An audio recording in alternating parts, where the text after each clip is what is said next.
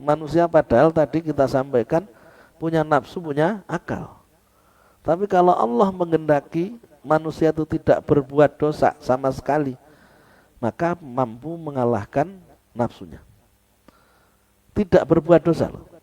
Sekalipun tidak pernah Nabi berbuat dosa. Ngapusi sepisannya orang pernah. Saman memir oleh ngapusi. Orang kena dihitung. Ya. Subhanallah, kuasanya Gusti Allah kados ngoten. Padahal Nabi dan Rasul sama-sama manusia seperti kita kan. Dia luwe, yo ngantuk, yo tutulan, yo apa kan ngoten toh. Tapi tidak ada dosa satupun, baik yang kecil maupun besar yang dilakukan Nabi, baik sebelum jadi Nabi maupun setelahnya jadi Nabi. Tidak pernah berbuat dosa. Makanya kita harus memahami, jangan kita samakan dengan kita. Kalau kita pernah berbuat dosa, kemudian kita bisa menghindarinya setelahnya, itu namanya kita mahfud, dijaga dari dosa. Artinya kalau memang kita berbuat dosa, kemudian kita bertobat pada Allah, dosa kita diampuni. Setelah itu kita tidak melakukan dosa lagi, berarti kita dijaga oleh Allah. Bedanya kalau Nabi tidak pernah berbuat dosa, kalau wali pernah berbuat dosa, hanya saja dosanya ditobati sehingga mendapatkan ampunan dan tidak melakukan dosa lagi.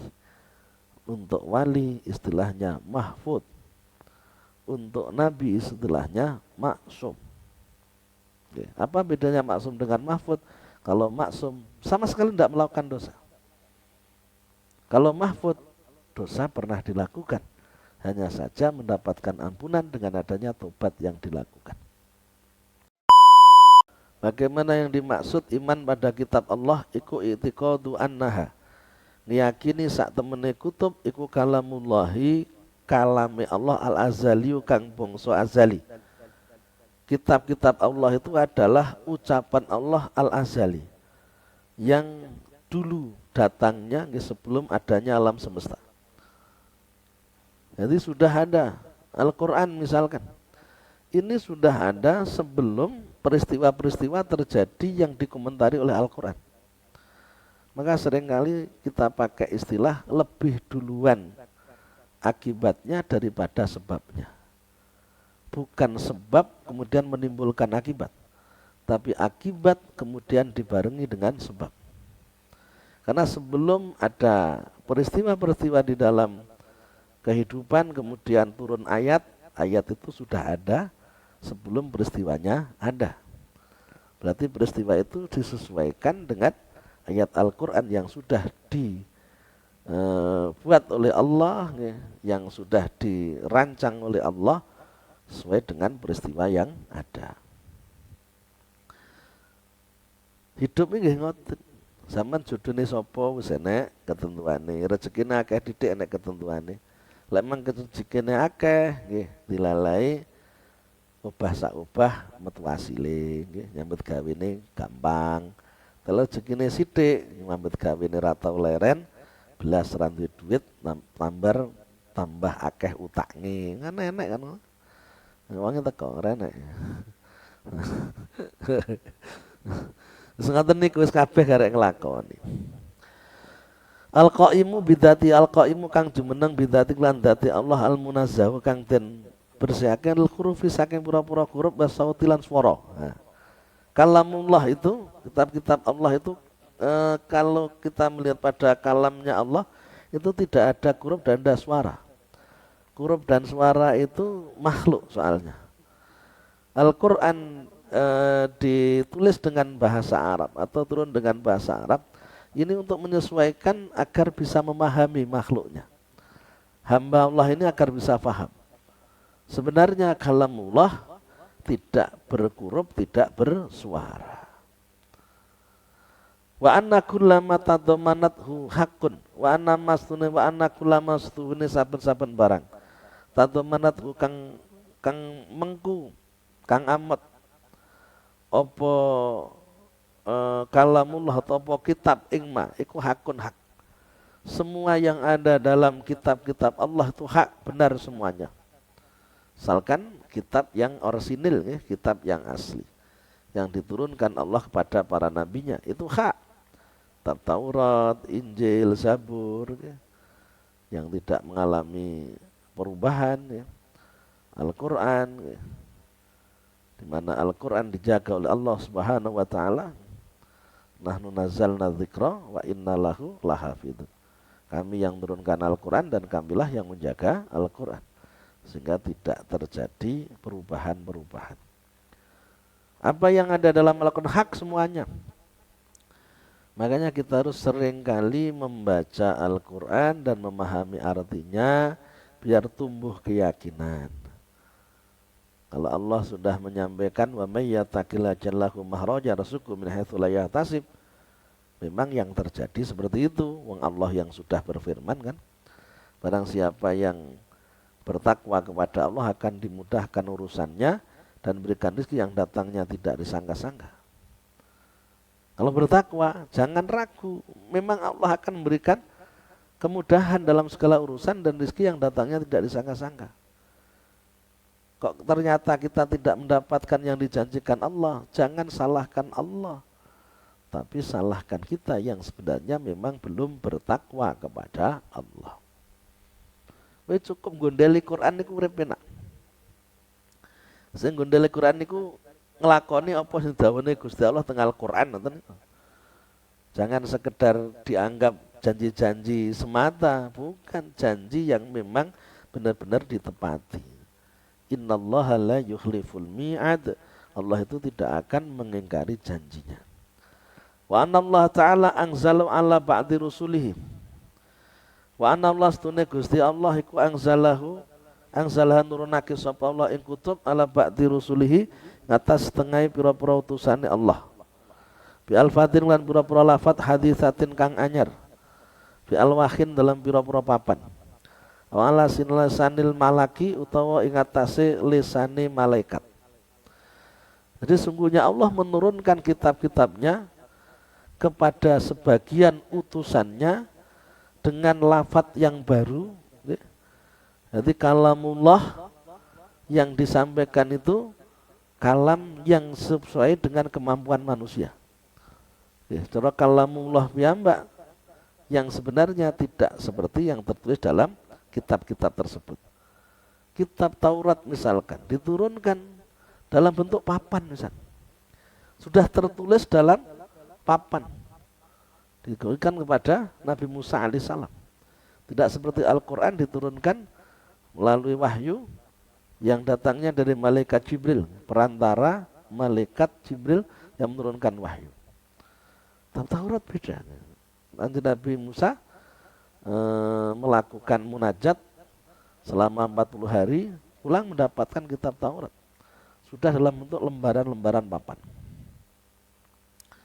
yang datangnya dari Allah. Langsung seperti itu.